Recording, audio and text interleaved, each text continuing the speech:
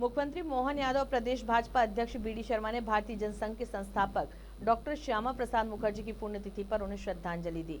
इस अवसर पर मुख्यमंत्री मोहन यादव ने पत्रकारों से चर्चा करते हुए कहा, डॉक्टर श्यामा प्रसाद मुखर्जी के बलिदान दिवस के अवसर पर हम नहीं भूले हैं कि डॉक्टर अंबेडकर ने धारा 370 का विरोध किया था, लेकिन उसके बाद भी संविधान में एक अनुच्छेद बनाकर कांग्रेस ने दबाव से डलवाया था। डॉक्टर मुखर्जी का बलिदान इस बात का एहसास कराता है कि धारा 370 के विरोध करने पर उनकी मृत्यु की सच्चाई देश के सामने नहीं आई।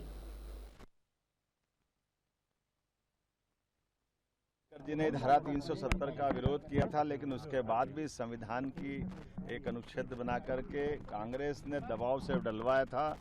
अम्बेडकर जी की आत्मा उस दिन भी रोई थी जब पूरे जम्मू कश्मीर के अनुसूचित जाति जनजाति के लोगों को इस धारा 370 के माध्यम से उनके अधिकारों से वंचित किया गया था।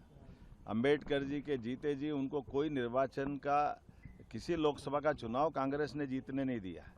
और ये डॉक्टर मुखर्जी जी का बलिदान भी इस बात का एहसास कराता कि उस धारा 370 के कारण से डॉक्टर मुखर्जी जब विरोध करने गए और उनके उस घटनाक्रम में आज तक उनके उस समय हुई एक तरह से उस मर्डर की सच्चाई देश के सामने नहीं आने दी।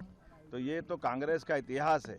इनके सामने देश के ऐसे मुद्दों को लेकर के, संविधान में जिस बात को लेकर के अम्बेडकर जी ने इशारा किया था, उसी संविधान की आपातकाल 2 दिन बाद हम पूरा देश और दुनिया मनाएगी, उस बात का एहसास कराएगी कि आपातकाल का काला कलंक अगर लगाने का काम भी कांग्रेस ने किया है। तो ये 3 दिन केवल इस अपनी जो कालिख को डुबाने के लिए मध्य प्रदेश के अंदर अपने बिखरते जनाधार के आधार पर जो कांग्रेस अपना आधार खो रही है, वो अम्बेडकर जी का नाम लेकर के, संविधान का नाम लेकर अपने पुराने पाप को छिपाने का प्रयास कर रही है। हमने कहा है कि हाँ, ग्वालियर हाईकोर्ट के अंदर माननीय चीफ जस्टिस जी ने कमेटी बना दी है।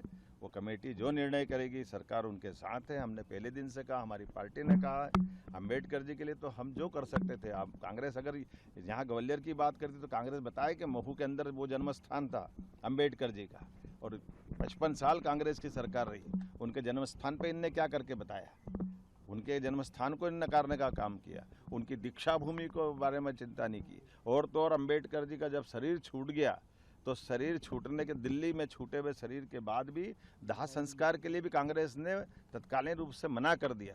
उनकी पत्नी ने विमान से पार्थिव शरीर को ले जाकर बम्बई में जब दाह कराया, तो कांग्रेस के लोगों ने उस विमान का किराया भी, जहाँ जिसमें उनकी बॉडी गई थी, उसका पैसा भी अम्बेडकर जी की पत्नी से लिया था। कांग्रेस माफ़ी मांगे इन पापों के आधार पर।